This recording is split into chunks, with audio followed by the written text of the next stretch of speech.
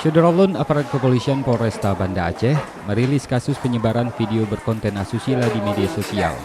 Dalam kasus ini, polisi menangkap WS yang berstatus sebagai mahasiswa. Adapun tersangka WS menyebarkan video yang memuat WI. Keduanya sejak setahun terakhir berstatus teman dekat dan kerap melakukan video call lewat gawai masing-masing. Namun Syederalun, pelaku WS ternyata merekam dan tanpa diketahui oleh WI menyebarkannya ke jejaring media sosial seperti Facebook dan Instagram.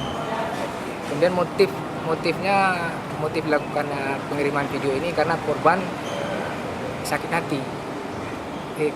Sebenarnya pelakunya sakit hati terhadap korban karena diputuskan hubungan oleh korban. Saksi yang sudah kami periksa ada 3 orang termasuk 1 ahli untuk menguatkan kami. Polisi menjerat pelaku dengan pasal 45 ayat 1 dan 3 Undang-Undang Informasi dan Transaksi Elektronik dengan ancaman penjara selama 6 tahun dan denda Rp1 miliar.